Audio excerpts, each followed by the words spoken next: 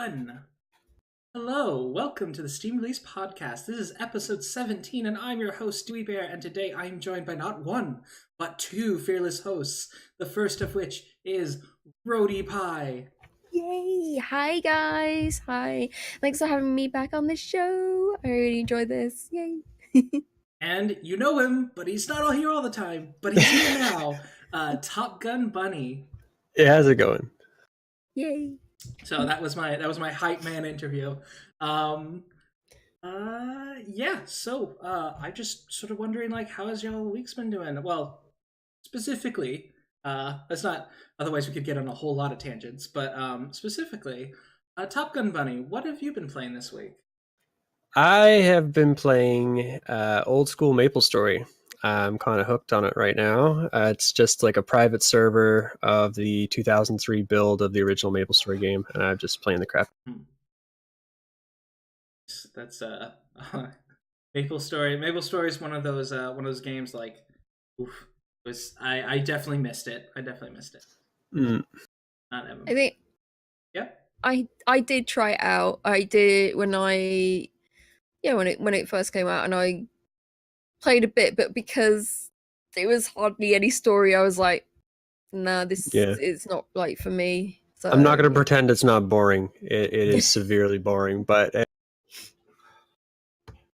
I think if you just like that sort of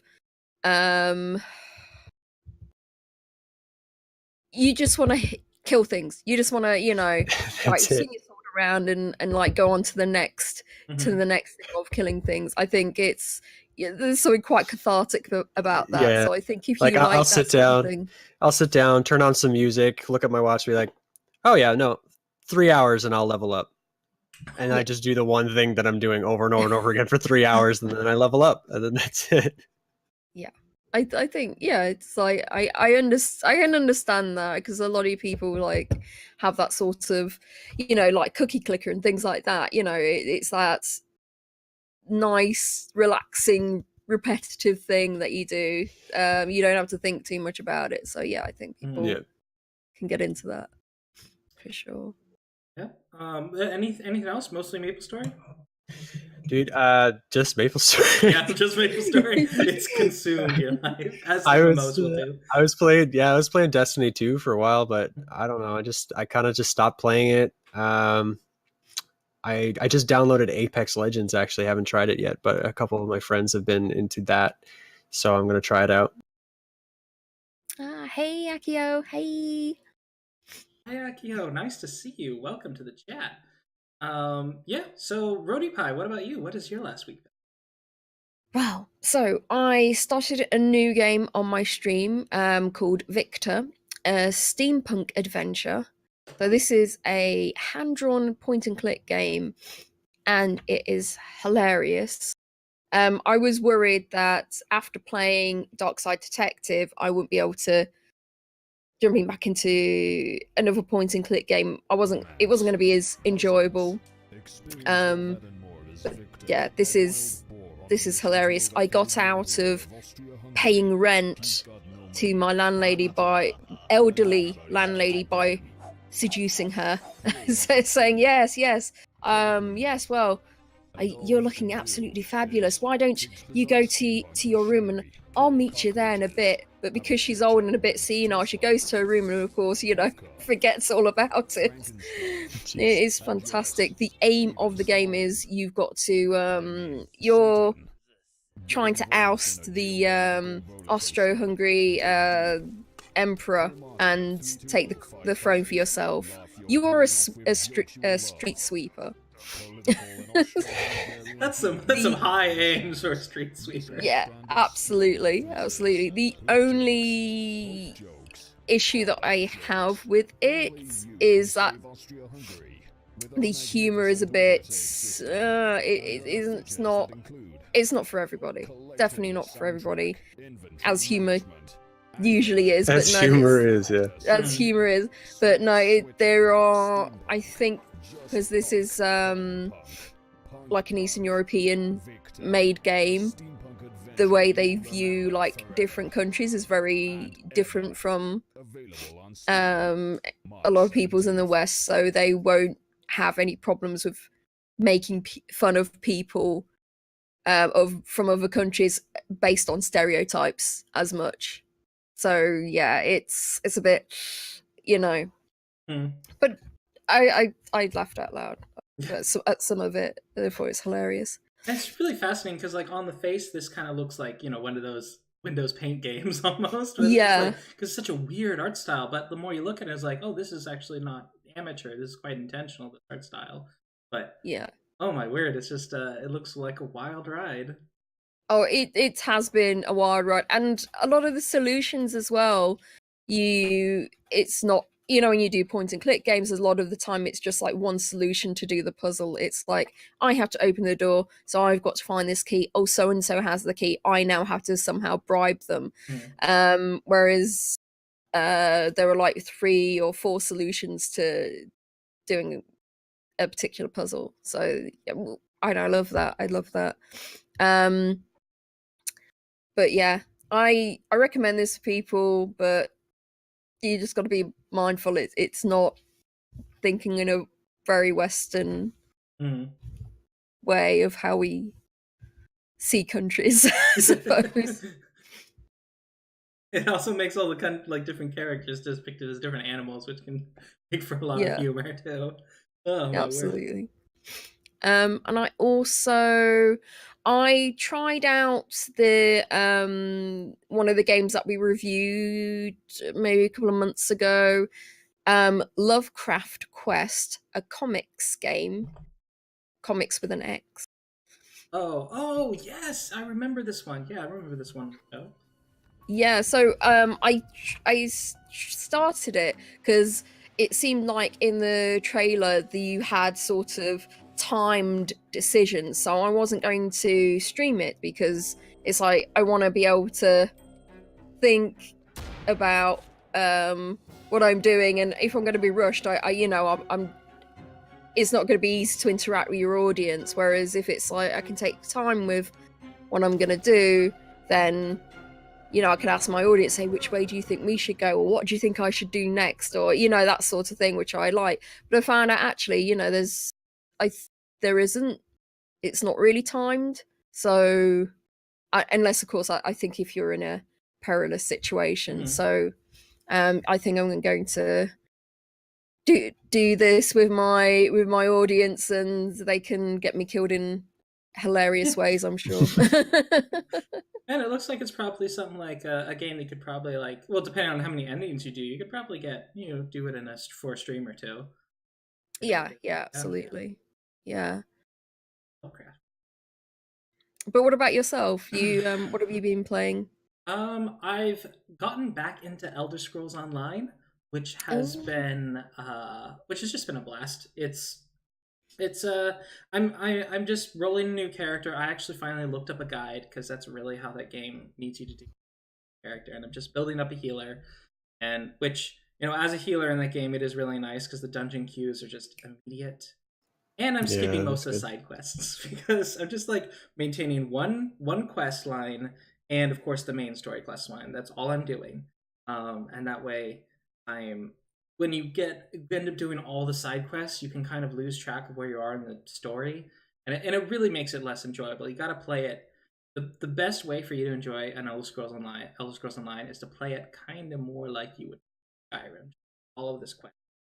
Just keep going. Just ignore all the side stuff until you're done with that. Plow on ahead. And it's been really enjoyable. Of course, Final Fantasy 14. Still playing that as well. Listening to a lot of podcasts while I'm playing, but I hope to try to stream a bit. Did I? Oh, Shantae. So I'm gonna have to do a new save. I got stuck.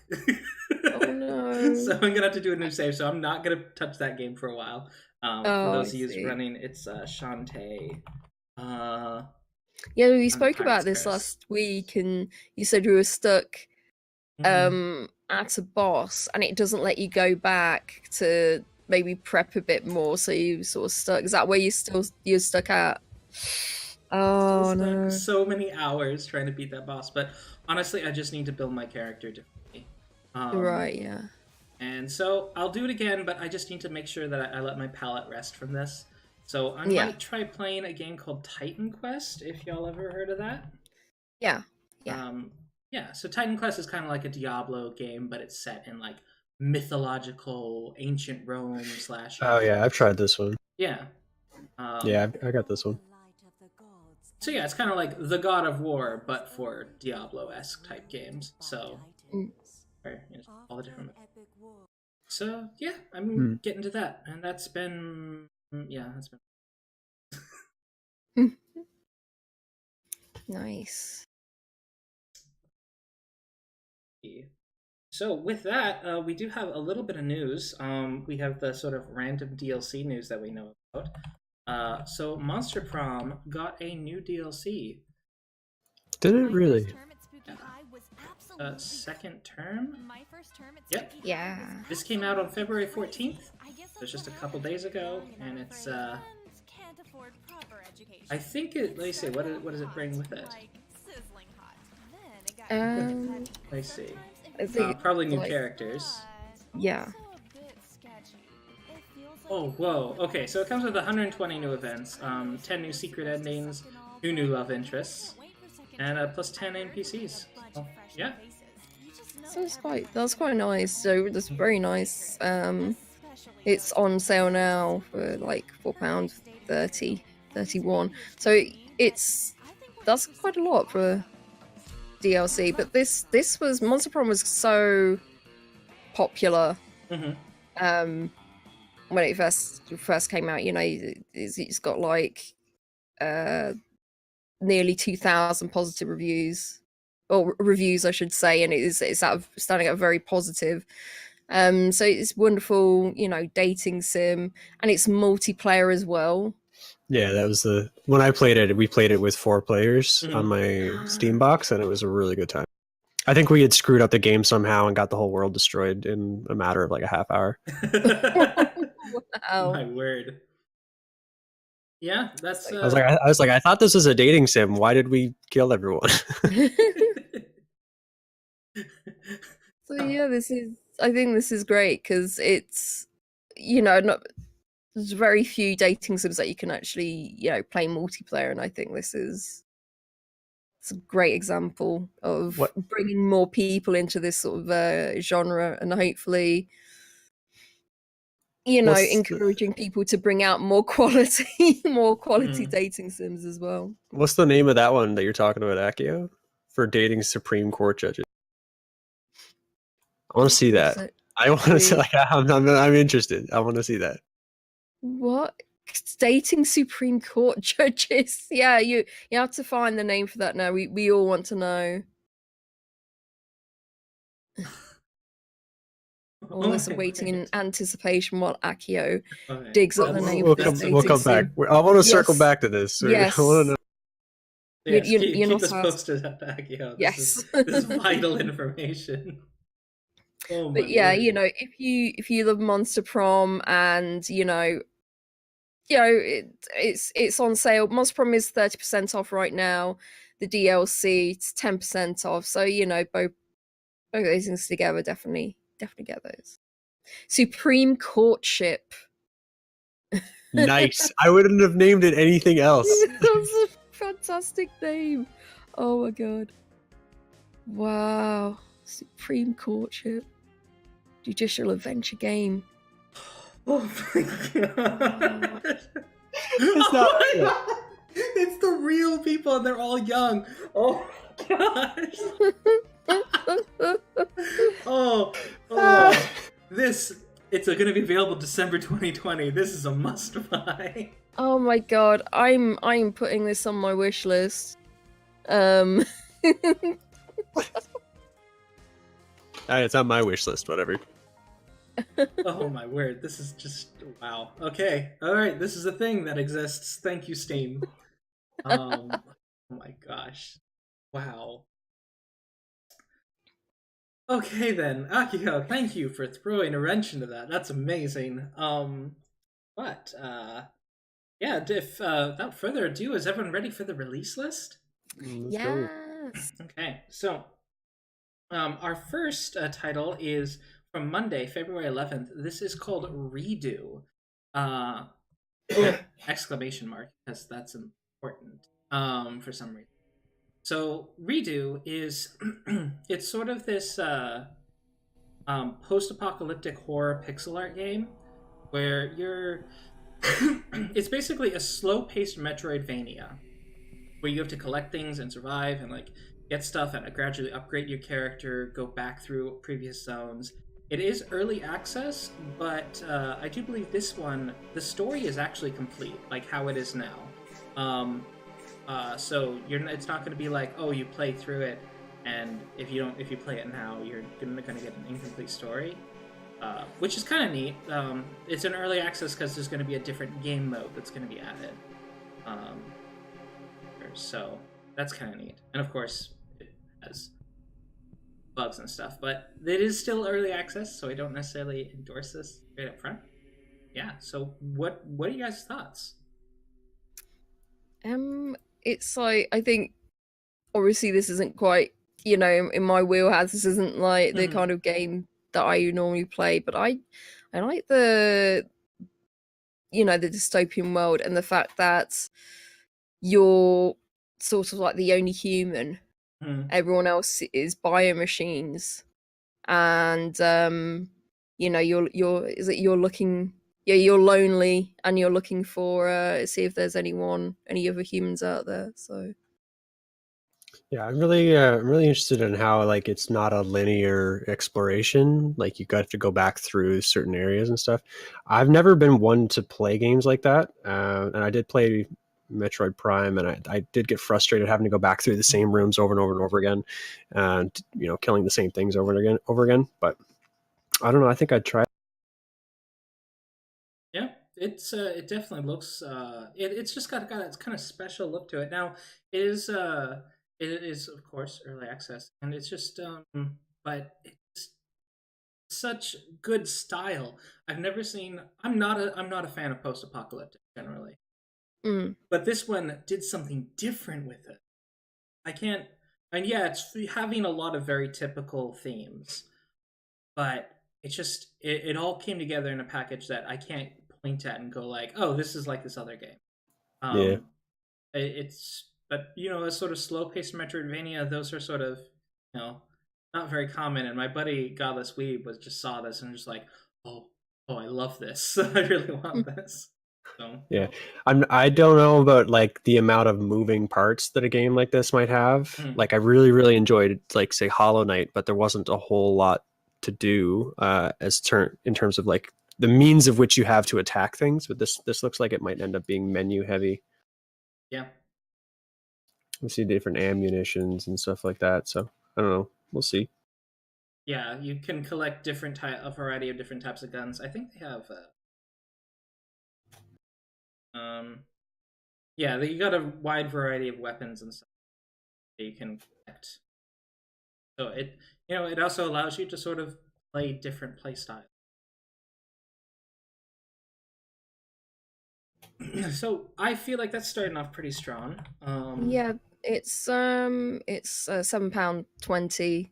Yep. Right now, so Oh yeah, and being pixel art, yeah, it'll run on a toaster.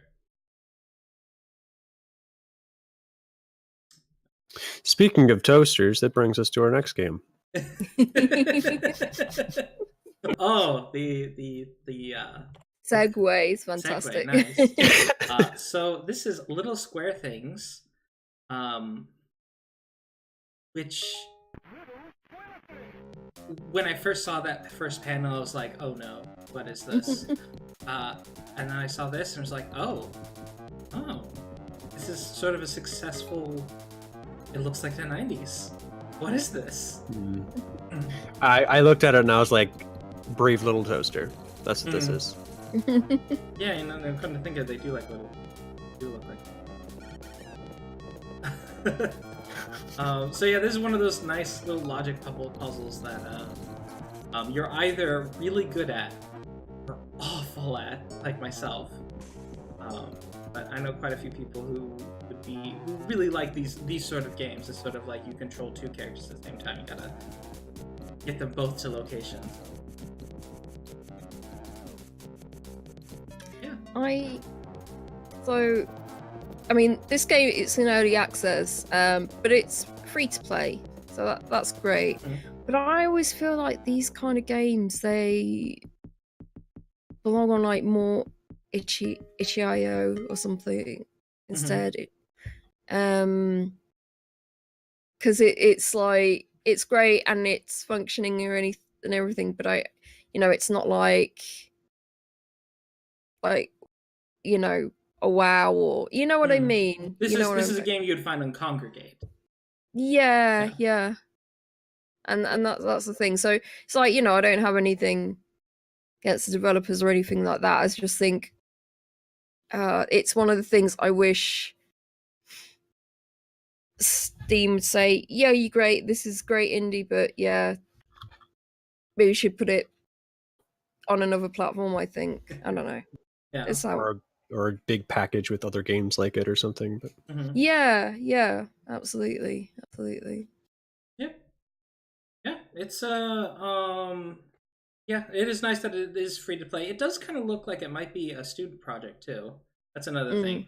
I did see a lot of student projects this last week, and I think one of them was worthwhile. I don't know if it made it, but yeah, it's got fairly good reviews. It doesn't seem to be terribly long, like between 1 and 4 hours. And the thing with puzzle games is that it depends on how good you are at puzzles. That's true. But yeah, it's just kind of neat to see, the sort of mechanical variety that they've been able to put in it too. Yeah, the puzzles, thinking laterally and such. But yeah. So what you got for us next? Well, Tuesday, February 12th, we have Riot Civil Unrest. This was such a strange game to look at. It really was. You remember that pixel art game that was like you controlled the mob in like ancient Greece, and you were basically like you're basically like killing gods, but with just a mob of people. At first I thought this was like this, but no, this is sort of you can either play as it's crowd control. You can either play as the police or as the rioters in various different locations. Like they have Syria, you have Arab Spring locations, you have Brazilian riots. It's just a lot of different sort of historical events where you're playing one or the other side of it. And my word, the AI programming must have been very difficult to do, actually. Just not making sure they all sort of... For a bit there, I thought it was a zombie game. I started reading it, I was like, no, it's not a zombie game. Like, this is... Put me in a bad... Oh, sound's gone. I don't know if it's me. Oh, sorry. Is that me? Yeah. Oh, yeah. I think your noise gate might be a little aggressive at the end of it. So yeah, just when I was looking at it, it put me in a bad way. I was like, I don't want to do this. Yeah, no.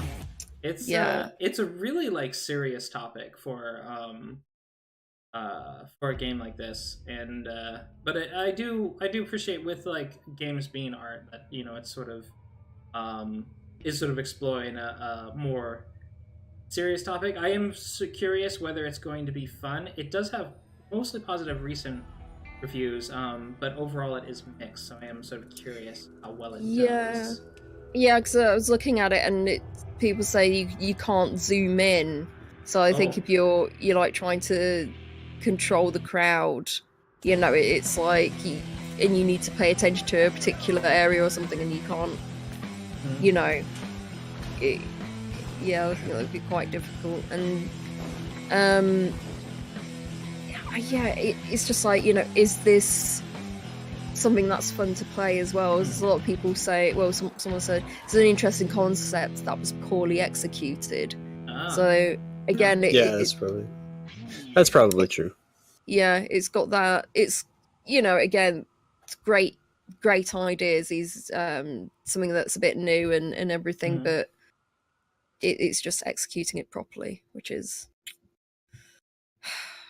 I'm hoping they'll work on it maybe a bit more and iron out any problems that might still be there. Maybe this should have like been in early access. Apparently, they were in early access. This is just it should have been in it a bit longer. I think. Oh dear. So, but yeah, that is Riot's Unrest. So yeah, that's and also it's $12.99. Oh, that is another thing. It's $17 in the US. That's 20 Canadian, boys. That's not, you know, for a game. I think for a game like this, I don't think it's worth it really.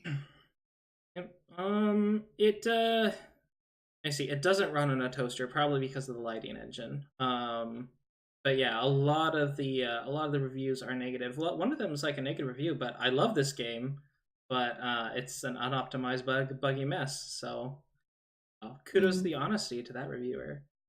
But yeah, it's made by Leonard Mentari. Did they do anything else? Oh, they also made Eternal Castle. Oh yeah, we looked at this a few weeks ago. So yeah. Oh, so we have seen this person. Yep. So last month, so they brought out the Eternal Castle last month, and then this month they brought out Riot. Yeah. That's not a great thing when a studio brings out like games so quickly like that. There's something a bit off about that. A little close together. Oh, that's just Leonard Mentari. I think he was like, okay, this guy's working with Ivy Productions. Progetto Ustica. Oh, that's a historical plane hijacking game. Oh, okay. Feudalism. And Leonard Mentari. In the Eternal Castle, he worked with Danielle Vincenti. Ooh, that's the interesting. But yeah, I kind of wish with the developers, like, they could kind of give us like a list of credits in Steam. That would be really nice for me to be able to trace, like, well, who's doing what. Yeah. I wish they could give us that data. But yeah. Still, if it's like this thing, Leonard Mentari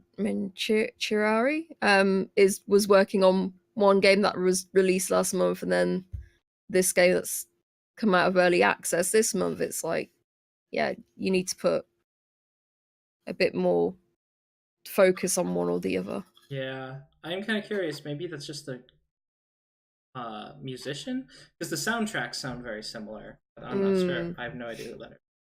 Sorry. Yeah. I have to look him.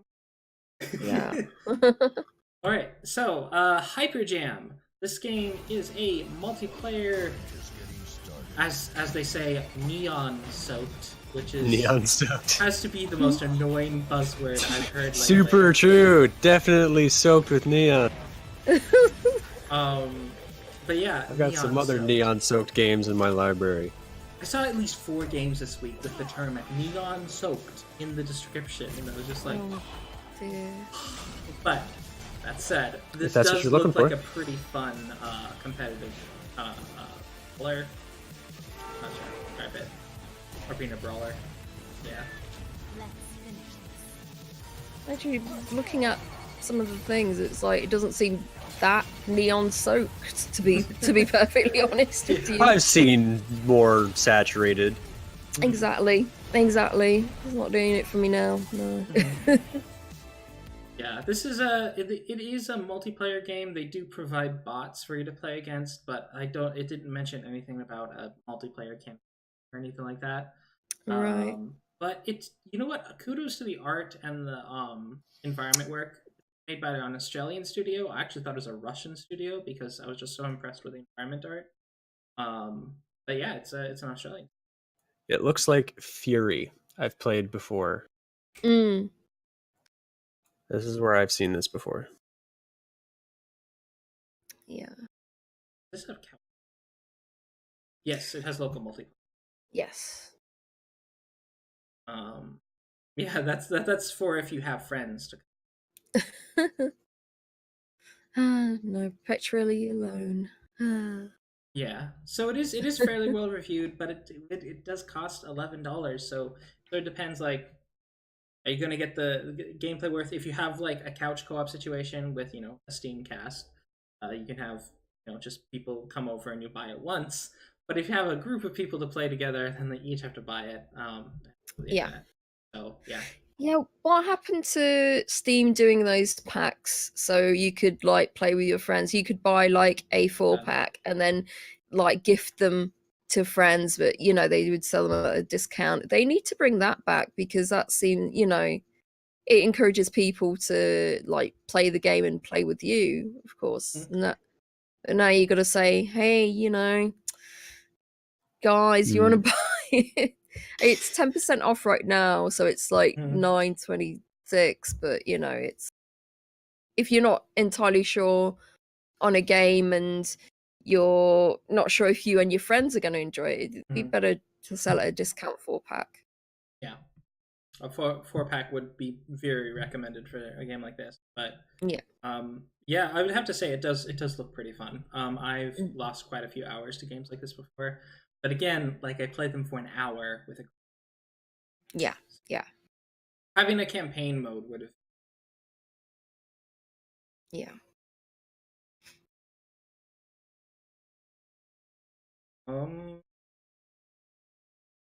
Our next title is Jumpgrid. I still have no idea what this game is. Yeah. So it looks kind of like the game Hex, where you basically have to control where your just thing is while you're spinning around the field, but yeah, this one you're on a grid. You're just trying to avoid the stuff. It looks like you're picking up the little blocks, and once you picked up those little blocks on the grid, those little teeny tiny blocks, you move on to the next hazard or the next. Oh yeah, I see it now. Yeah. It takes a while to see it. This is just visually a nightmare. Yeah, it's hard for to me. look. It's hard to look at. It's like fun to look at, I guess. It's like getting cocaine in your eyes or something. It's just like, this is exactly like getting cocaine in your eyes. Yeah. Not speaking from experience. But man, that would be it's got this sort of cool rhythm thing where it's like I'm sure you kind of get into a trance and you're just like eventually just doing it automatically. But yeah, I suck at these kind of games, but yeah, rhythm. For me, this is I pumped like 3 hours into Duet, and I'm never ever playing a game like this ever again.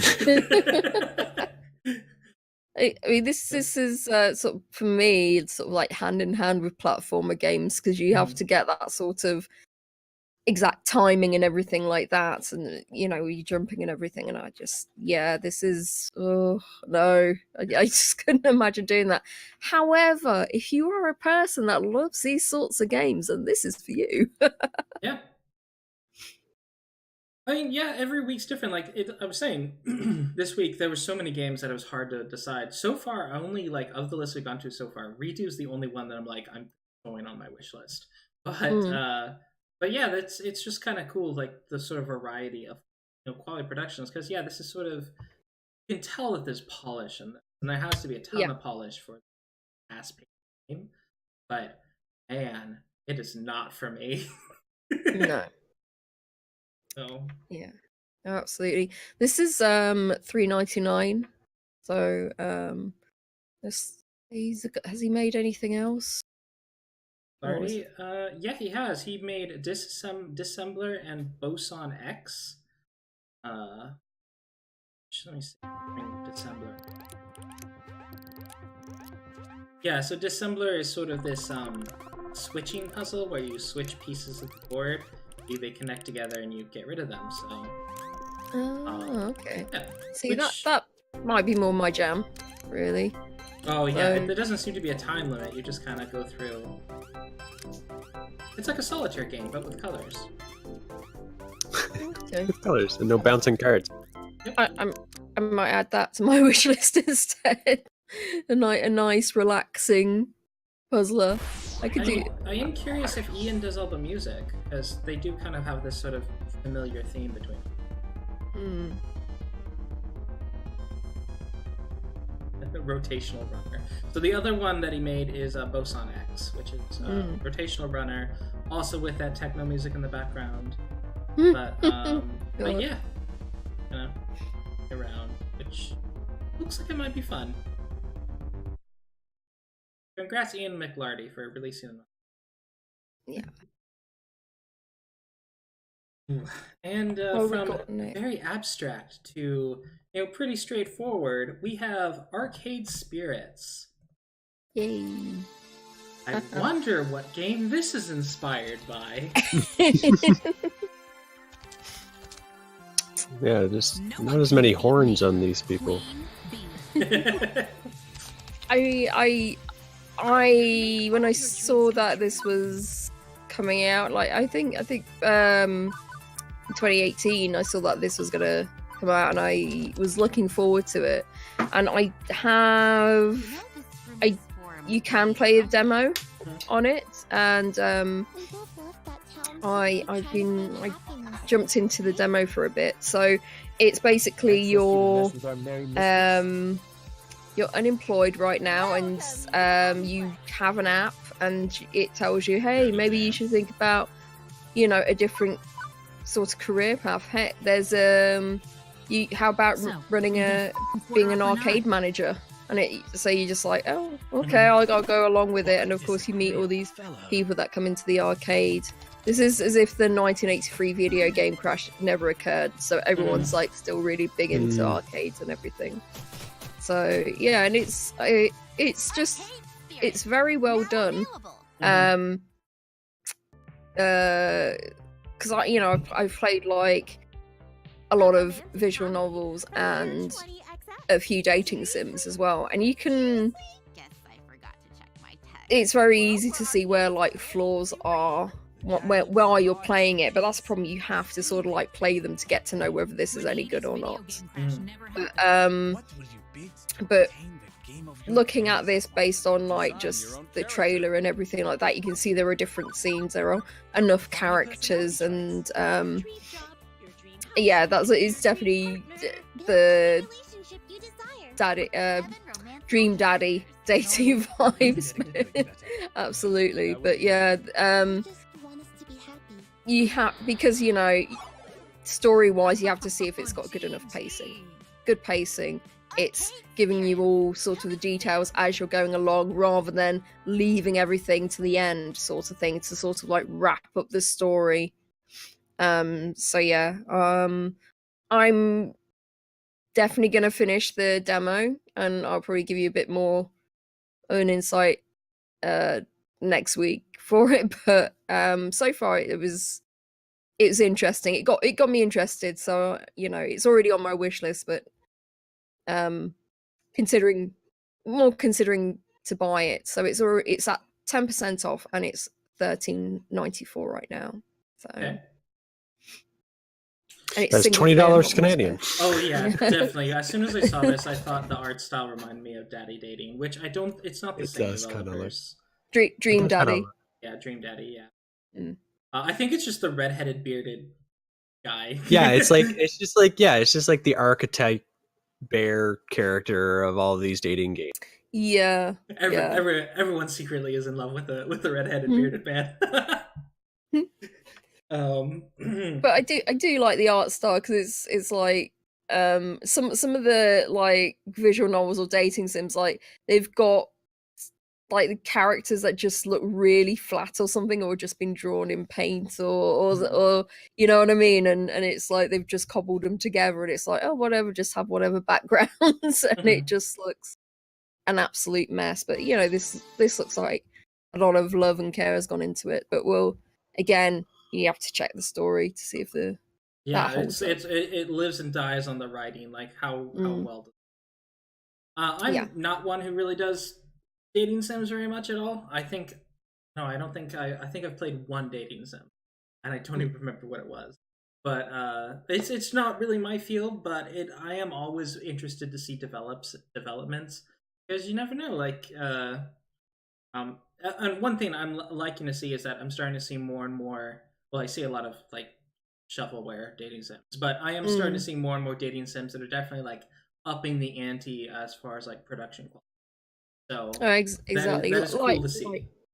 Like Monster Prom, that's to include to have a dating sim and it's multiplayer, and I think that's fantastic, and it's bringing people who normally don't play those kind of games. Gameplay in my dating sim. Yeah. Yeah, it was fun playing Monster Prom in multiplayer though. So yeah, I'd like to see more of those sort of innovations just to get more people interested. Because I love a narrative game. So yeah. What do we have next? Well, so we're now until Wednesday, February 13th. We have the game Eastshade, which I'm of two minds about, actually. I'm not entirely sure where I sit in my opinion about this game. Wonderful. Okay. I feel like it looks like a beautiful lush game, and I'm really the first one to jump on any beautiful lush game with like this kind of graphic style. But then I look at it and I'm like, what exactly is the gameplay? Yeah. The first thing I was worried about was that it was just a walking simulator, and it is partly that. But looking into it, it does have significant RPG elements and story elements, where you're interacting with NPCs. The main progression seems to be that you have to build your easel and craft your materials and acquire better painting materials. But there's also you go to a place and this is how you want to frame the picture that someone asked for. So there's those sorts of elements to it where it's just kind of it's a walking simulator, but with at least some elements of actual game. I can appreciate. Yeah, I've got it says similar games that I've played as AER and Meadow, and both of those games were just they were essentially walking simulators. Just here you go, here's a world, you're thrown into it, explore it. Don't forget to take it when you leave. Yeah, I got there was nothing that happened. It was just like a minuscule amount of collectibles maybe, and just reading. Yeah, I got Firewatch as similar games you've played. So, but it says here, you talk to the inhabitants to learn about their lives. So, that RPG elements where you go like talk to the townspeople or whatever it is. So, oh, you need to speak to the blacksmithy, that sort of thing. So, I'm hoping there's that sort of adventure game kind of feel to it, but it seems like very relaxing, and it's just such a beautiful world just to go around exploring, and I just really like the way it looks. It's beautiful. I don't know how long it is, so I really do. It's gotten a lot of reviews since I last looked at it, but I really do hope that. So it does seem to be first person, which does take it down for me a little bit. I like to be able to see my character. That's just me. I feel less immersed in first person, which I understand a lot of people feel more immersed, but I feel less immersed. I'm the opposite. I think I'd rather be first person. So I think especially for something like that where you have to actually frame a picture, it's like it makes more sense that it's first person. So I do hope that you can actually physically walk around, there's actual physical travel time, and it's not teleport to this area, then this area, then that area. Yeah.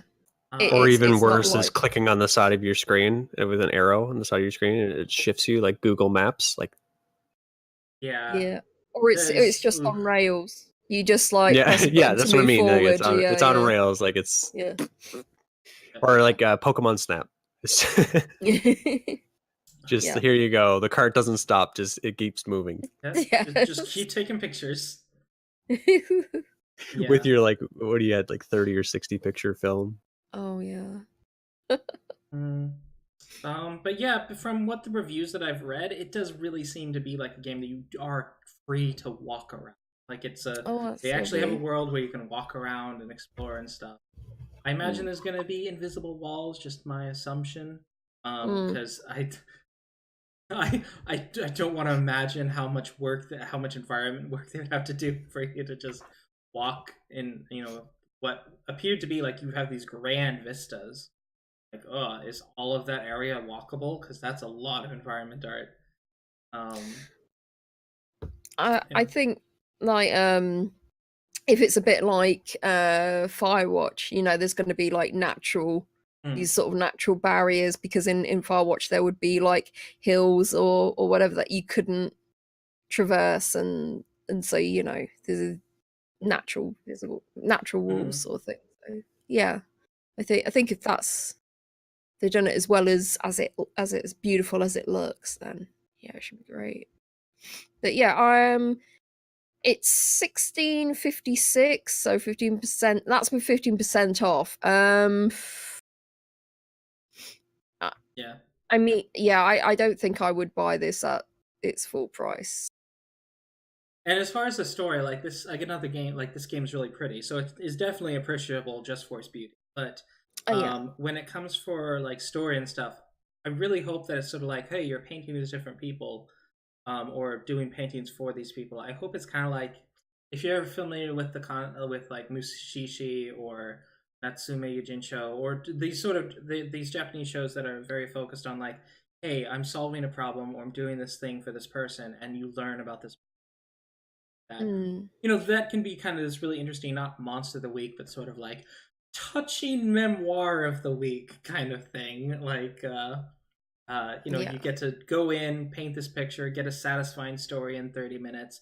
That would be my ideal if that is what this game is.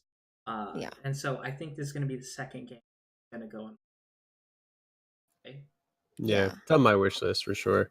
It yeah. looks like it's not really people in it either. They're all animals, it looks like. There's like No, an no, the elf guy, people. and I think Uh, there's a huge. yeah, there are people, but it's yeah, this is going on all our wish lists, it seems, and we're all eagerly waiting for it to drop in price. Yeah. Yeah, Like, yeah, there's a few monkeys there. Like, Yeah. yeah. It's like honestly, I would be down for just a week, like after a long day of work, just sitting there and just like, just gonna sit back and drink a coffee. I just Yeah. love. I'd be Oh down for yeah. that. But yeah, Yeah. $21. There's a lot of other things I need to spend $21. Yeah. yeah, We if we it you lands could in get my 3 lap. games for that. Yeah. So what we got next? Oh, how much my much graphics does it? Oh, okay, I'm Oh yeah, good. yeah.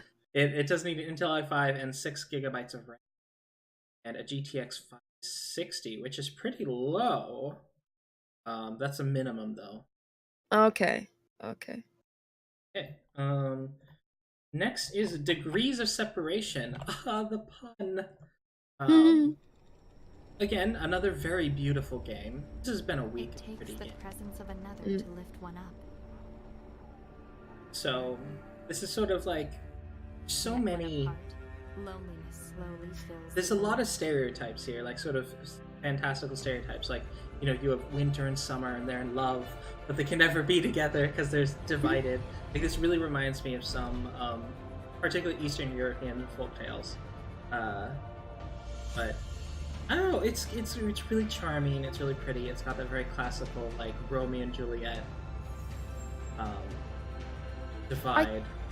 I feel like we've reviewed a game similar to this Mm. before, but instead of like two that fall in love, they're brother and sister, Mhm. and but they couldn't touch each other or something like that, because one was fire and one was ice or something, and they were cursed. I feel like it was maybe like a VR game or something. I can't remember Might now. be. But... Yeah, I am starting to have my memory jog. Wow, we've done. But yeah. Yeah, but when I first saw this, I thought I did think of that game, but I thought it was the same game. Mm-hmm. And maybe it's like, oh, did this come out of just Mm-hmm. come out of early access or something? But no, it's Yeah, this was not an early access. It's done a full release. Mm. But yeah, it's got a charming look to it. It's pretty. And it's a two-player. It's focused on it being a two-player platformer, where Like you co-op sort of, can yeah. play it single player. You have to swap between the characters, but if you play it two-player, you don't have to do any swapping, and probably makes for a less frustrating experience. Yeah, it would be a lot more fun with two people. I don't know. This to me, it just seems like this 2D platformer genre has just been beat to death. But it might just be. Oh, yeah. Oh, your sound has gone off. Sorry, I have the push to talk set. Yeah, so like the only good things that I can see there in the key features is the fact that it's cooperative gameplay, like these environmental puzzles, non-linear levels, innovative storytelling, 2D adventure platform, like all of those things. I already have like 3 or 4 games in my library that I could just go and do that right now. Games I haven't beaten, games I haven't finished, so I wouldn't go and spend money on this yet. Yeah, that is one thing with this. Like when I was listening to their description, it's just like, oh, buzzword. Yeah, it's like, I Fits all don't of know. those. There's a recipe for games like this. Yeah, it's the thing is with a lot of indie games, there is like that sort of thing where everyone's sort of like copying one another, or there's too many things that are similar. It's like, oh yeah, 2D platforming and adventure. Oh, let's do this. Oh, why don't we do it like co-op, like this other game did, or something like that, you know? And it's and I'm sure, you know, if you are a big fan of this genre, or you want something to play with a friend, or you know, something that's over play with your other half, you know, it'd be a great game. Of course, it depends on how good that other person is, because you know, I'm thinking back to childhood, playing my older brother and playing stuff like Streets of Rage, and you'd accidentally eat a pie or the pizza or the chicken. And it's like, oh, my health was low. Why did you eat that? It's an accident. It was an accident. So, you know, I can see arguments gonna happen with this. Yeah. I don't know. I don't know. For me, it's a maybe, but yeah. If I play with a friend, I wouldn't play this by myself. Yeah. It would definitely be just play with a friend or something like that. Do you think this is going to be local only, or you'd be able to play it with someone? It says co-op, and then says local co-op. So I'm wondering if it's like that means online co-op. It doesn't say online co-op. So it says co-op and local co-op. Yeah. Shared screen. I don't know. I don't have anybody that would want to play this. Yeah, review local. Oh, it does have online. It does have online. Yeah.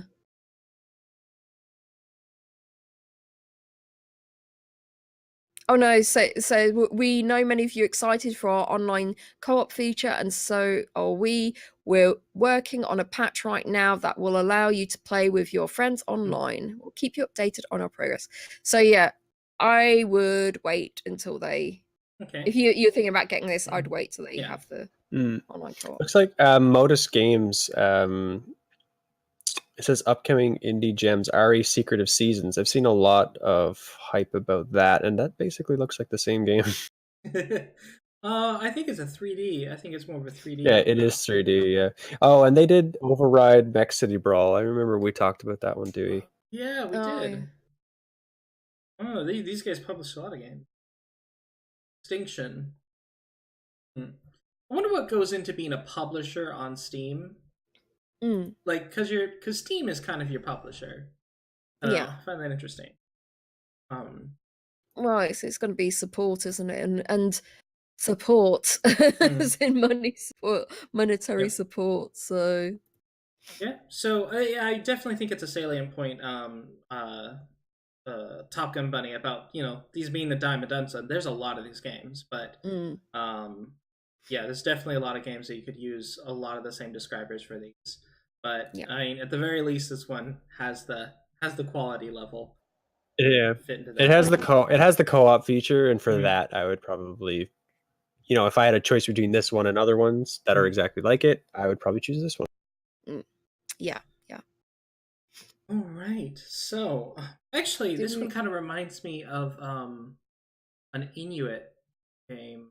Well, there's this game made by some Inuit developers, and it's basically a girl and a spirit, and you control either the spirit or the girl, and the spirit helps you get around. Yeah. I don't remember what God, it's see, called. like I can't remember, but that's one of them. There's another one where you're like a fox, and you have a little spirit following Oh you, and it yeah, goes through the yeah, different seasons. Yeah, there's a lot. yeah. There's a lot of these types of games. My word. Yeah. Yeah, Yep. All Yeah, right. so yeah, this is £15.49. So, and it's full price. Yeah, it's 20. It's 20 in the U.S. So yeah. it almost feels like this was in development when those other games were, when that like the idea of this type of game was popular, and they were just Yeah. like the slowest to get it on sale. Yeah. Probably, yeah. We're on the way out of this now. We don't need any more of these. Yeah. There's definitely been a trend for it, that's for sure. Yeah, this needs a bit more innovation for sure. The next title is very vaguely titled The Treehouse Man. So this is basically, there's a corruption in the forest and it's forced people into hiding, and so this basically it's almost like Oregon Trail, I guess, on a boat, and you're trying to get stuff, but there's also bullet hell elements. So, yeah. So it's like this sort of very grim, the sort of pixel art shadow puppet style. Yeah, because I've seen like a lot of shadow puppet type games and a lot of pixel art games. This one kind of just melted, which I've seen quite a few of those as well. Pixel art shadow. Yeah. Yeah. Yeah, I like the art style. I like the idea because it's like, it almost looks like you're ferrying people across or something like that, and I just love that the style of it, and it looks a bit different. It looks a bit different from other things we've seen so far. Yeah, it's just kind of got this very sort of foreboding look to it, and it's just it's neat to be able to do that with pixel art, because a lot of people associate pixels with bright colors and cartoony looks, and this one kind of has to be very mellow, very this sort of greenish gray and black.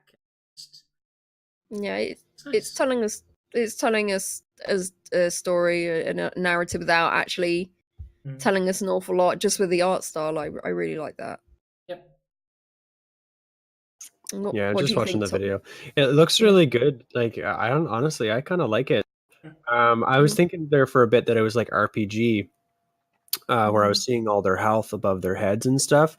But when I was just watching the video, it's actually more like the orbs are kind of coming out, and you have to dodge things around the screen.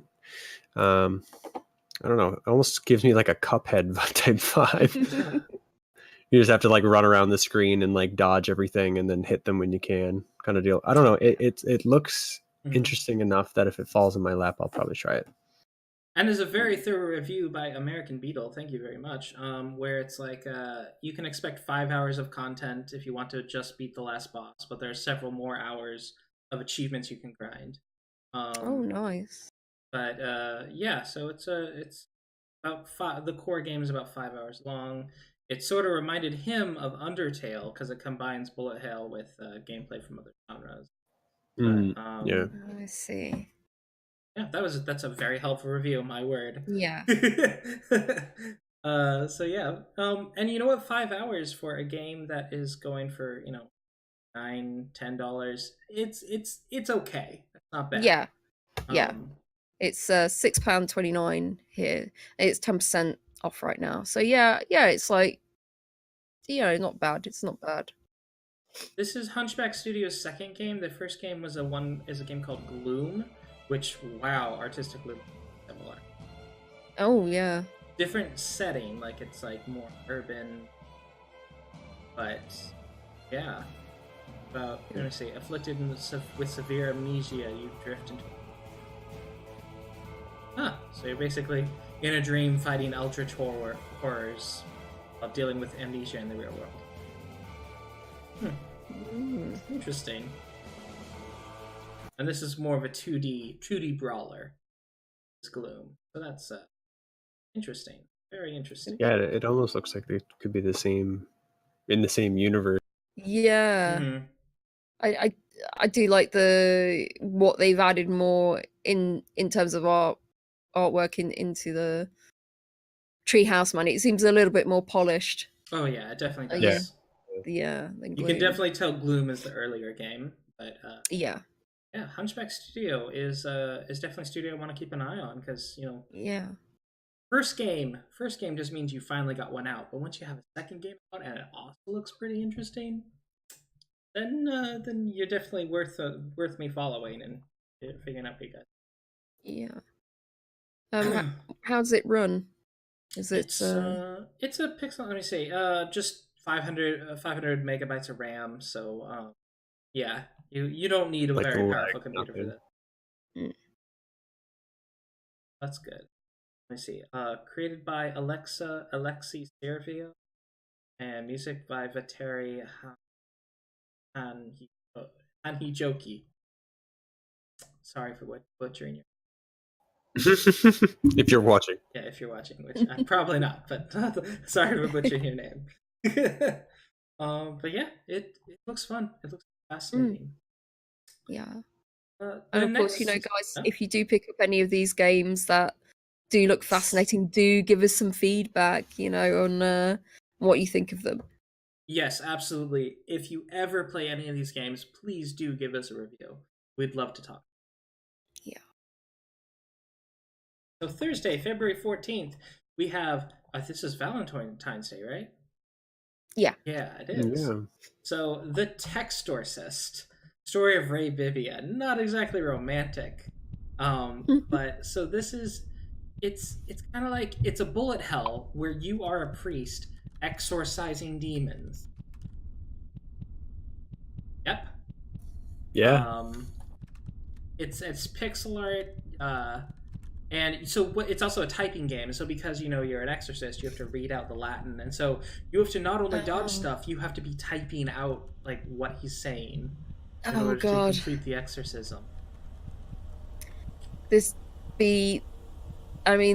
are two things that I wouldn't be very good at. I mean, absolutely terrible at.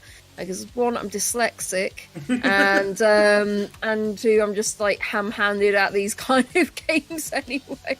So like the dodging, I'll be like, oh no, this isn't just bullet hell for me. This is just pure hell for me. Yeah.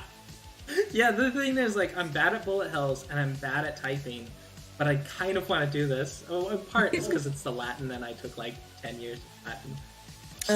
I see. This looks because yeah. I don't know. I want to see if they have any inside jokes.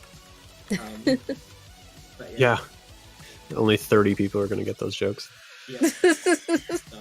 You can tell. You can play it and you tell them, say, yeah, I like what you did there. I got it.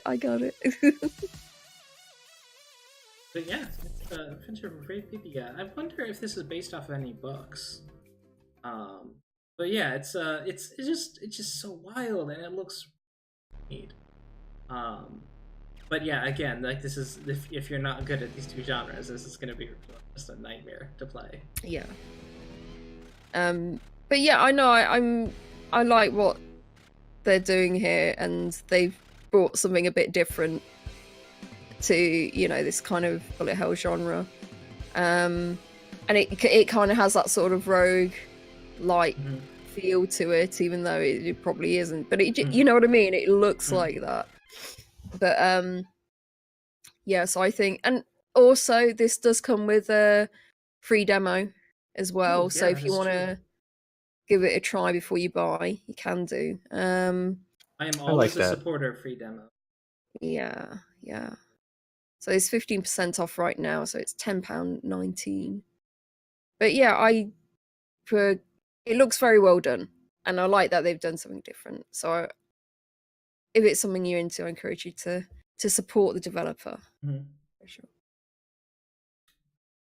Yeah, and it looks like it can run on a fairly, just 4 gigs of RAM and 1 gig of graphics, so it's not gonna wreck your computer. But yeah, it's got I'm actually really tempted to put. Mm. What are you, Bunny? What's your thoughts?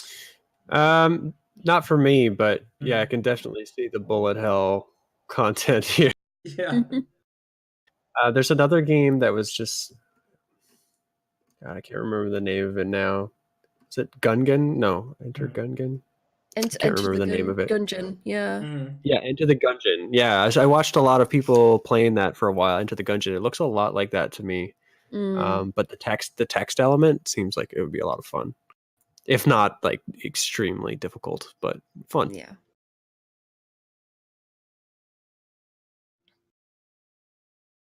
I was reading the Latin. One thing I'm curious with. So I just wondering how it's controls though. Like, so do you have fingers on the arrow keys and then your other hand typing? Oh my word! Yeah, it Yeah, almost looks like that's you'd have to just type like one letter at a time. yeah. Like, you know what I mean? Like, just have your left hand on the keyboard, kind of just like popping one letter in whenever you get the chance to just type one letter. And are you using a controller and then just like I wonder what the I control wouldn't support say. is. Probably not. Probably not. Yeah, that'd be Controller support. If interesting it's a text to. game, it would be difficult, I think, to have a controller support for a text-based game like that. Yeah. Right. And for some reason, people seem to have been in a horror mood around Valentine's Day. Because Friday, February 15th, we have a game called Ellen. Yeah, so you play a young murder investigator. I guess you're basically a Hardy Boy. You're trying to research the murder of the Smiths and their missing daughter. Yeah, I like this one. It looks pretty interesting. It just got like, it's just the art style's not really doing it for me. But it's like a super cool concept. Just like running through the screenshots here. Yeah. Yeah. I don't know. It's like it's cool, but Yeah. and it's only it's $7 Canadian. It's cheap. I just Yeah. wonder how much gameplay you'd get out of it. Oh yeah. Yeah, that's the thing. This special promotion with 40% off right now, so it's £4.31 here, and it's It's okay, James. it reminds me of The Last Door, that sort of pixel art sort of style with, sort of faceless people, and this sort of like things escalating in terms of horror and everything like that, and that sort of creepy atmosphere. So it's interesting for me, but I don't know if this is more involved, instead of being like a point and click, you're actually having to run from things, and more sort of like a I don't know, like action adventure game instead. Yeah. Like, it has more I don't know. realism. Like I'm never one to pick up a horror game. I never ever buy horror games, but this one just seems like it's drawing me in. Like I like something about it, and I don't know what. Yeah, I do not like horror games, but I have played at least 2 pixel art horror games, and both of them, they were just scary enough for me. But because they're also abstract enough, it's like, okay, I'm not going to be like have to put it down. Like I can finish it. But yeah, this one has me interested because I'm down for creep, and this might be a good way at delivering a decent. So that's the thing. I like. I'm not into sort of horror, something that does like jump scares and things like that, but I really like that sort of surreal kind of mystery kind of game. You're investigating, and there might be things that go bump in the night, but it's not something that's going to kind of keep me up or it's going to put like make me have the sweats while I'm playing it and just make me nervous. Oh, yeah. Yeah. Resident Evil is just not something I'm ever going to check out. Yeah, Mm. exactly. So yeah, this I think I'd put this on my wish list, and you know, it might be something I'd play around Halloween. But I'm still very curious about the gameplay. Is it more point and click, or is it more action adventure? So you know, yeah. Yeah, I'm describes hoping a lot one of of you like puzzles. Puzzles seem to Yeah. be a big part of it. But yeah, I'm really interested. Yeah. Yeah. Mm. Darn it, my wish list might be getting longer. Oh. Okay. So we have with that we're completing with the standard release list, but we do have an honorable mention and a dishonorable mention. So a quick honorable mention, we have a game called Flower, which I have no idea what this is, but it looked pretty. Like it's sort of this very abstract sort of gameplay where you're the wind. Yeah. Yeah, I was watching it now. That looks. I would get this. This looks really cool. So this I think this was like released on another platform a few years ago. So it was at least I don't remember. Yeah, it was like in like 10 years ago. Like on PlayStation 3. And so basically you are like a petal and you've got to sort of dance along with the wind, and you can like speed up and slow down, but it's basically very you're basically controlling the wind, but you are the petal itself. So it's very relaxing. It's a very relaxing time. But yeah, it's won like BAFTAs, and you know, there have been sort of similar sequels or whatever. But yeah, it's just very beautiful and an interesting idea as well. I really like it. Yeah, it's a super interesting idea, and it's like it's just saying there, it's super accessible to people who don't play games. Like the gameplay controls are it's just going to be aiming where you want to. Yeah, absolutely. And of course, I didn't have like a PS3, so I'm really happy that this has been re-released on PC for me to play. Yeah, and honestly, there just are those times where you just don't want to. Well, you have the free time. Just no games you want like stress over, because you know a lot of games is a certain stress to them, which is exciting and engaging at times, but sometimes you just want to go with the flow. And it's cool that there are this sort of like therapeutic, relaxing that exist. And this one looks like it's probably they've got a BAFTA award, so it's probably one of the better ones. Yeah. But yeah. So yeah, this is £5.19. You want to pick it up right now? Yep. Oh, and you can also get it in a bundle with Annapurna, which includes Edith Finch, What Remains of Edith Finch, Goro Gora, Donut Country, and Flower, all in a bundle for $50. That game company. What's a donut county? Oh, Donut County is that one where there's you're a little raccoon who's made a little hole, and it's like sucking up. The hole moves, and you suck up all like the town, basically objects in the town, and eventually buildings, because the more things you consume, the bigger the hole gets, sort of thing. But there's like an underlining story about sort of gentrification. That's really cool. I like that. Actually, I'm gonna add Donut County to my wish list. Yeah. Yeah, it's sort of like what's that game? The one where you roll into like bigger ball, but it's just. Oh yeah. I can't remember the name of it, but I know which one you're talking about. Yeah. I'm terrible with names. And with our honorable mention, we're gonna end on a negative note because that's a great idea.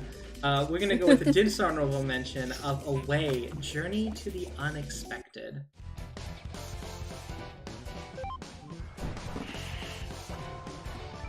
Which is it is a game. Try to get into frame, but yeah. So as you can see, it kind of looks like a Neo Diablo type game. Like, I mean, not Diablo, Doom. Like a Neo Doom type Doom shooter game, but in a fantasy cutesy setting. But it has mostly negative reviews. Now, why is that? So, so I played this at EGX Rezzed, and you know, when you're looking around at all the indie games, and this, you know, the art style really sticks out for you and everything, and it looks fantastic. But then when you go to play it, it is horrendous. It's horrendous to play. Most of the time, you've just got a stick. You start off with a stick, and you know, I think your grandparents or something say, oh, you know, can you go and check on this? And you walk outside, and then you find yourself in a sort of, you got to go to the mines or something, and then you've got like 3 or 4 enemies surrounding you, and you've got a stick to defend yourself, pretty much, and you've got to wait till they get really, really close to you before you hit them. And it's just, I first thought the first encounter was one of those things that games do, where it's like, hey, look, yeah, you're not going to win against this, obviously, because you've got a stick. So yeah, you're going to go unconscious, and then the story's going to move along. But no, I died, and I was like, the developer was there, and I was like, oh, I was supposed to. I didn't realize I was actually supposed to win. Yeah, it's just like, yeah, it was just ridiculous. It was just ridiculous, really. And I'm sure there are some people that like super hard, you know, super difficult games or anything like that, but it doesn't feel great playing it. It doesn't like, oh, I just have to get good at it or something, because you're just surrounded. There's not a great place to maneuver and like try and, oh, if I dodge out the way and if I do this, you're like stuck in a small corridor, and you're surrounded by enemies, and it's just like, no, this is impossible. Yeah. So you think that most of the negative reviews are because of the difficulty of it? I think because of the design level, the sort of level design, and just the combat in general. It's like, someone says, make no mistake, this game is short. I spent over 10 hours in game and finished it 3 times now. I really want to recommend, especially considering how much fun I've had playing it, but I just can't. I base this on the fact that it just feels incomplete to me. The art style is truly beautiful to a degree. That is almost a shame there isn't more to do in the small yet visually stunning environment. Also, an assignment note, not a single achievement is working. It should be around that. I mean, that person said it was just very short. There is a few people that said the combat as well. Yeah. It's usually when I see games have mostly negative reviews, it's because it's just bugged to shit and you can't play it. Yeah. But this is a design issue. But the combat, which is, someone said, I really want to like this game. It's visually stunning, but the combat, which is pretty much the entire game, leaves something to be desired. None of your hits feel like you have much of an impact on enemies. You're basically waiting for enemies to get close enough until your reticle turns red to hit them, but it doesn't feel satisfying. It just never does, which is a shame because the characters and environment are so charming. Yeah, it's like very repetitive. A lot of people were saying as well, the combat's very repetitive. Yeah, I'm just watching the broadcast there on the Steam page, the developers broadcasting it, and I can tell the way he's hitting people with a stick, it's like they're not close enough, but they're still too far away. It's so weird. Yeah, exactly. You have to wait till they get super close.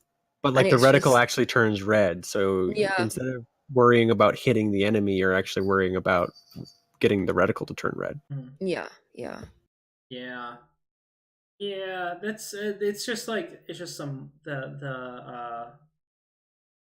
the actual gameplay loop. They may have made it like this beautiful world and had like all this sort of plan and design, but when your core gameplay loop doesn't feel smooth, that's and is up to the expectations of everyone else, because this is also like a Doom, like it has a Doom-esque camera. You'll have certain expectations of a Doom-esque camera. Yeah, you're not hitting those expectations. It's just off-putting to a lot of people. Also, I always find when you go to places like EGX, and you've got the developer there, and you kind of trying to tell them what's wrong with their game or why it's not, for whatever reason it's not working for you. They don't want to really hear that because they might be there with. Why are you even here? Yeah. They might even be there with a pen and paper to note what you said down, but there you can see that they do that crinkle and they're frowning at you when you say, yeah, this bit here, this doesn't work. This bit is bad. Yeah. They just don't want to hear it. It's dismissive. I think when I played a point and click game, and it was and it was one I had backed on Kickstarter. I think it's called, I can't remember what it's called. Lancelot and Defay or something like that. So, but basically, there's a point and click elements in it, and then all of a sudden there's these kind of combat elements in it. And you've got, instead of like doing like normal combat or something, you have to wait until there's a action bar that's moving like that, and you have to wait till it gets in the middle and you hit the button. And I was just like, yeah, that's not great. I don't think that should be in your game at all, because and I said, don't worry, it's very difficult to have sort of like a point and click game and then do sort of like have action in it together. It kind of doesn't mesh.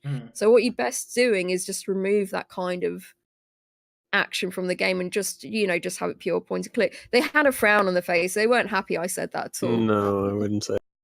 No. It's like you know what I mean? Like you're there and you're playing the game and you're telling something that's so fundamentally wrong with their game that they would have to literally start over to fix it. Yeah. I mean it's just like it's like just one scene, so it's not like, I don't know, it's kind of like they just put it in there sort of thing. So I don't just know so that it wasn't they just put it in there so it wasn't a traditional point and click. Yeah, exactly. Oh, and we also have combat. Yeah, it's what people who play point and click games like. This is like the thing that's on like a phone game, a phone rhythm game. Like, okay, right.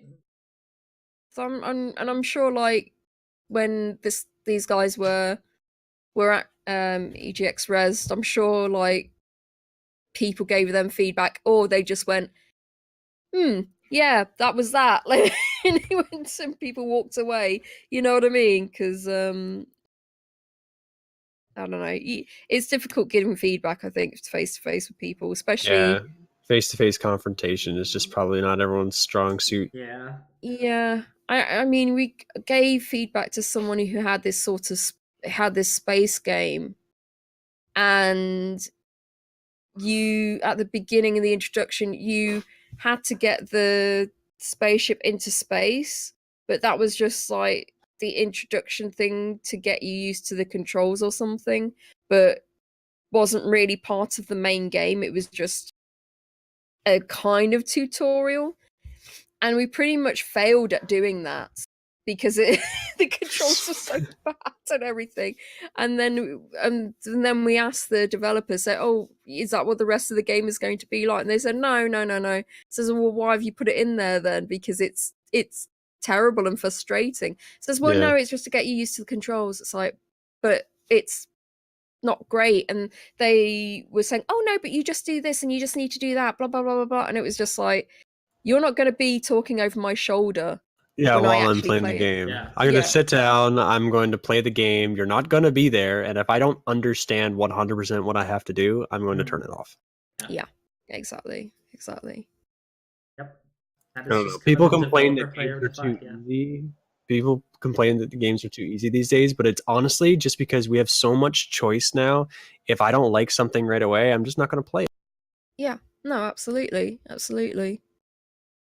It's things just also things have to be easy to understand straight away, or you have like a very slick tutorial for people Yeah. to pick up and play. It's like if you're, I remember backing a Kickstarter, and it was a sort of management game, but there wasn't really a tutorial in it, and it was just like this. Okay, I don't. Then they had so many elements to it, and I was like, this is awful. This is absolutely awful. And they, yeah, put tutorials in your game if it is a bit more complex, you know. Gripes. Is it complaints?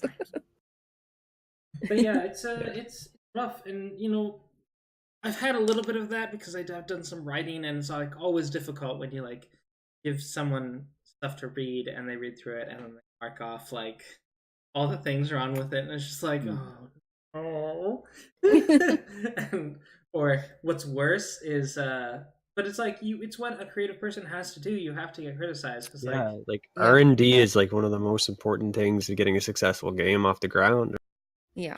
My Absolutely. first book had 2 plot holes in it that I didn't know were there, and I had to rewrite half of it to make sure that those plot holes weren't plot holes. Well, actually, like I removed one plot hole, and the other one I altered the storyline to make the other plot hole no longer a plot hole. Right. So there's a This is now reasonable canon. reason. Yeah, this is now canon. This is canon now. But you do that before you release it, so you can like no. So it's in writing is so much simpler than making a game. So much simpler. There's far fewer elements. It's just like a linear experience people are going through. Everyone's going to go through your experience the same way. But with games, so many different ways they might approach it. And it's so important that you accept criticism. Yeah. Yeah, absolutely. Yep. With that, let's do some shameless plugging. Topgunbunny, let us all know where they can find you. Twitch. I'm on Twitch. Twitch. Yeah, Topgunbunny on Twitch. I just started a new job. I've just been streaming on Sundays right now. I try and stream as many hours as I can physically handle on a Sunday. I usually cap out at about 6 hours. I can't do anything more than that. Yeah. But I've been playing a lot of old school MapleStory. I think I'm going to try and switch it up now soon and start playing something a little bit more new because I'm getting a little bit sick of it. Yeah. Are you gonna go back to do your Try 20? I would really love to do the Try 20s. My issue with the Try 20s right now is not a whole lot of people watch it. I only have a very short amount of time on Sundays to actually play a game and stream a game. And I'm switching between things so quickly that people don't really like. It would be better for me to just pick one game and just sit down and just play it for 5 or 6 hours, right? Like, and I really like the idea of the Try 20, but once I have more followers, I have more people who are just like ready for it. Then I'll start doing more. But I have lots and lots and lots of content that you can watch me play. Yeah. Because I tape them all and my computer's getting quite full. Yeah, and Try 20, it kind of reminds me of AKA Mike B's Indie for Breakfast, which I mean he streams those, but he also like sort of makes a packaged VOD for YouTube. Yeah, and that's it's not that I don't enjoy doing it and I don't want to do any anymore. It's just that I don't want that to be the only thing that I'm doing. Sorry, what I'm trying to say is like I don't want it to be a rule that I have to do that every single week. Yeah. And it's just a case of like, does it fit with the platform at this time? So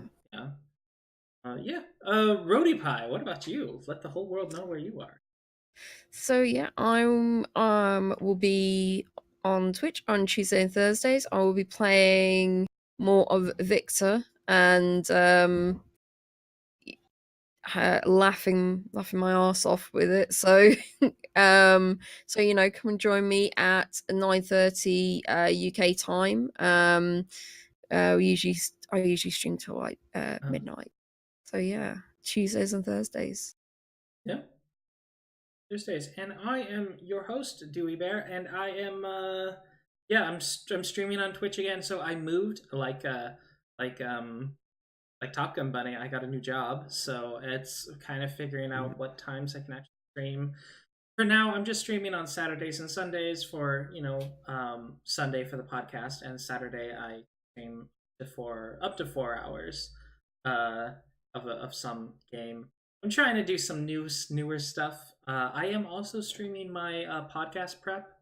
I'm just there putting together the podcast notes, and y'all can let me know about news, tidbits, gossip, all that, so that I can include in the team release podcast notes. So thank you very much for everyone who's done stopping by. But yeah, you can find me on Twitter or Twitch, and and YouTube. The VODs will be coming up on YouTube. Yeah, I just want to say thank you so much to both Roadypie and Topgunbunny for being here today. This has been the first three-person podcast, and I think it went pretty well. So thanks. Yeah, it did. It's good. Well, thanks for having me as always. Yeah, thank you. It's always super informative. I learn more about games doing this than I do just existing in my own world. Yeah, it's I found so many games that I want to play, and that I may never get to all of them, but at least I have like a choice. Like I'm not completely lost looking through the Steam store, going like, what do I pick? I got a reasonable wish list that I can go through. But yeah, it's been really fun. So I'm just gonna say farewell to chat. We're gonna the VOD here and see all of you YouTube folks soon. So